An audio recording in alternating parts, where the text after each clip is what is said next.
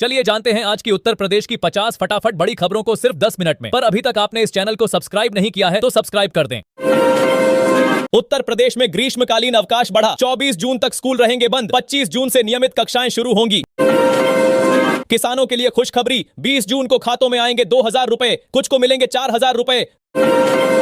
नोएडा में ट्रैफिक नियम तोड़ने वालों पर सख्ती, प्रतिदिन 3600 से अधिक चालान काटे जा रहे। ग्रेटर नोएडा वेस्ट को जाम से राहत, दीपावली तक 4 मूर्ति अंडरपास बनकर तैयार होने की उम्मीद। छात्राओं को मुफ्त स्कूटी देने की तैयारी तेज, योगी सरकार ने योजना के लिए नए नियम तय किए। बरेली से बदायूं का सफर होगा तेज, लेकिन नए टोल टैक्स से यात्रियों पर बढ़ेगा खर्च। अलीगढ़ में 10 करोड़ की सरकारी जमीन कब्जा मुक्त, अब बनेंगे 1000 फ्लैट और 150 दुकानें।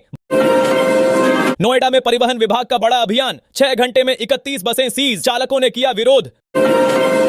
गाजियाबाद में प्रीपेड बिजली मीटरों से परेशान उपभोक्ताओं को 10 दिन बाद बड़ी राहत मिली। विमान ईंधन महंगा पड़ने से वाराणसी की 12 उड़ानें बंद, हवाई किरायों में बढ़ोतरी के संकेत। महंगाई ने फिर बढ़ाई चिंता, घरेलू गैस सिलेंडर 29 रुपए महंगा होने से बढ़ेगा घरेलू खर्च। मुजफ्फरनगर में 30 करोड़ रुपए से अधिक लागत वाली नई सड़कों का निर्माण जल्द शुरू होगा। नोएडा में मकानों की जनगणना सुस्त, 100 प्रगणकों को नोटिस जारी कर जवाब मांगा गया। सहारनपुर में वांछित आरोपी पकड़ने पहुंची पुलिस टीम पर हमला, परिवार ने आरोपित को छुड़ाया। नेपाल में बर्ड फ्लू का प्रकोप बढ़ा, नवलपरासी समेत 10 जिलों में संक्रमण फैलने से चिंता बढ़ी। मेरठ में भीषण गर्मी के बीच लंबे शटडाउन से लोग परेशान, कई इलाकों में बिजली बाधित रहेगी। नोएडा एयरपोर्ट को नई कनेक्टिविटी मिली, Delhi Mumbai link expressway interchange जल्द खोला जाएगा। अयोध्या में पुलिस भर्ती परीक्षा की तैयारी पूरी, 12 केंद्रों पर हेल्प डेस्क की व्यवस्था। धौलाना के कपूरपुर क्षेत्र में अवैध खनन जारी, शिकायतों के बावजूद कार्रवाई न होने पर सवाल।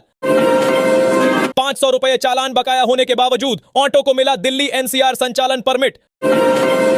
योगी सरकार नई डेटा सेंटर नीति लाने की तैयारी में, निवेश और रोजगार को मिलेगा बढ़ावा।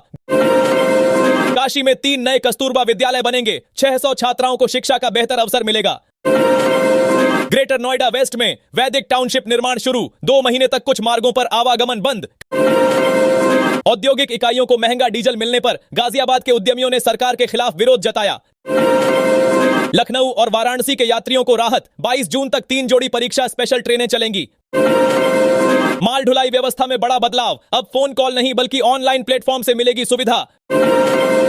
प्रयागराज से मुंबई और गुजरात का सफर आसान, समर स्पेशल ट्रेनों के संचालन की घोषणा। नोएडा में सड़क किनारे छोड़ी गई मिट्टी बनी खतरा, राहगीरों को हादसों का डर सताया। ग्रेटर नोएडा में पुलिस की बड़ी कार्रवाई, 4 बदमाश गिरफ्तार, फॉर्च्यूनर और हथियार बरामद।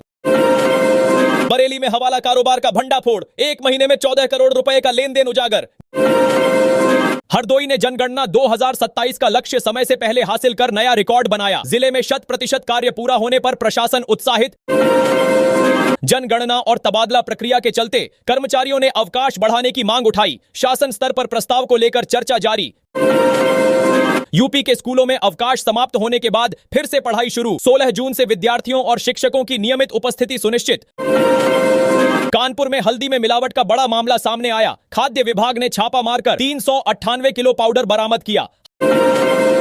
लखनऊ में तेज आंधी और बारिश के कारण विशाल नीम का पेड़ गिरा, मोहन रोड पर यातायात कई घंटों तक बाधित रहा।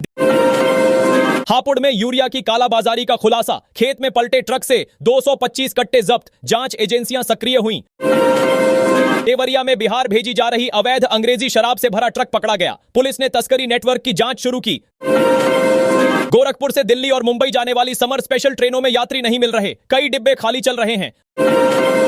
गंगा खादिर क्षेत्र में अवैध बालू खनन लगातार जारी, एनजीटी के आदेशों के बावजूद जिम्मेदार विभाग प्रभावी कार्रवाई नहीं कर पा रहे। वाराणसी स्टेशन पर महानगरी एक्सप्रेस को 5 मिनट का अतिरिक्त ठहराव मिला, रेलवे बोर्ड की मंजूरी से यात्रियों को राहत। मथुरा में चौकी प्रभारी पर अपराधियों से अवैध वसूली कराने का आरोप सिद्ध, जांच पूरी होने के बाद पुलिस ने गिरफ्तार किया। ग्रेटर नोएडा के 7000 लोगों को जल्द बेहतर बिजली सुविधा मिलेगी, नए विद्युत उपकेंद्र के निर्माण के लिए टेंडर जारी। यूपी पुलिस भर्ती परीक्षा में लापरवाही बरतने पर 6 शिक्षकों का वेतन रोका गया, विभाग ने जवाब तलब भी किया। यूपी में अधिकांश शिकायतों का निस्तारण होने के बावजूद बिजली व्यवस्था लोगों को झटके दे रही, उपभोक्ताओं में नाराजगी बढ़ी। प्रदेश में बाजरा और ज्वार सहित मोटे अनाजों का उत्पादन घटा, किसानों और कृषि विशेषज्ञों ने चिंता जताई। गोरखपुर, मेरठ समेत 52 शहरों में आंधी और बारिश का अलर्ट जारी। तापमान में 7 डिग्री तक गिरावट संभव। आंधी और बारिश से तापमान में गिरावट आई, लेकिन उमस ने लोगों की परेशानी बढ़ाई। मौसम विभाग ने राहत की उम्मीद जताई।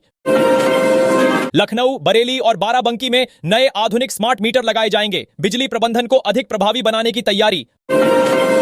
गोरखपुर में आंधी और बारिश के बाद बिजली आपूर्ति प्रभावित हुई। हजारों घरों में पानी और बिजली का संकट गहराया। सहारनपुर में शेयर बाजार निवेश के नाम पर 65 लाख रुपए की ठगी। ठेकेदार की शिकायत पर पुलिस जांच में जुटी। गोरखपुर सिलीगुड़ी एक्सप्रेसवे का रूट तय होने के बाद कुशीनगर के 30 गांवों की जमीन अधिग्रहित करने की प्रक्रिया शुरू होगी। ग्रेटर नोएडा वेस्ट के लाखों लोगों का इंतजार खत्म होने वाला है। 15 अगस्त से गंगा जल आपूर्ति शुरू होगी।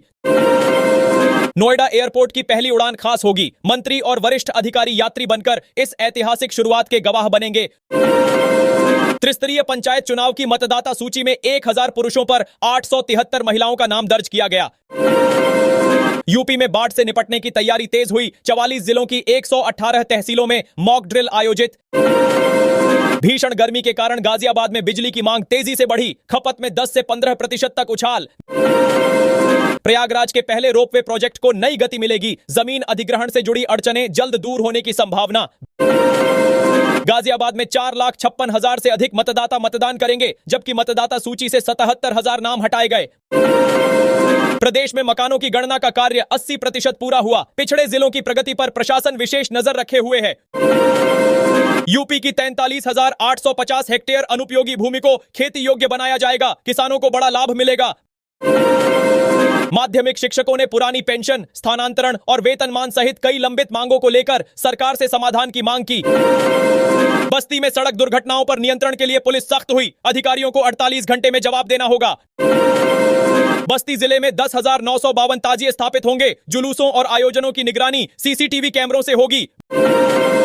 नोएडा और ग्रेटर नोएडा में ई बस सेवा शुरू होगी। गाजियाबाद और दिल्ली तक सफर पहले से अधिक सुविधाजनक बनेगा। वाराणसी पंचायत चुनाव की अंतिम मतदाता सूची जारी हुई। 17,93,000 से अधिक मतदाता मतदान करेंगे। नोएडा में बिजली आपूर्ति मजबूत करने के लिए 19 नए सबस्टेशन बनाए जा रहे हैं। 13 का निर्माण अंतिम चरण में। गोरखपुर में अंडरपास बंद होने से यातायात प्रभावित हुआ। 24 घंटे के भीतर 3 हादसों के बाद लोगों ने जाम लगाया। प्रदेश में रोजगार का बड़ा केंद्र विकसित किया जाएगा। हर वर्ष 10 लाख युवाओं को प्रशिक्षण और नौकरी के अवसर मिलेंगे। यूपी में मौसम का मिजाज बदलने वाला है। आज से प्री मानसून बारिश शुरू होने के साथ राहत मिलने की संभावना। गोरखपुर में सिपाही भर्ती परीक्षा का दूसरा दिन शांतिपूर्ण रहा। 10,000 से अधिक अभ्यर्थी परीक्षा में अनुपस्थित रहे। उत्तर प्रदेश में 10 नई इंडस्ट्रियल टाउनशिप विकसित होंगी। बेहतर इंफ्रास्ट्रक्चर के लिए केंद्र सरकार सहयोग प्रदान करेगी।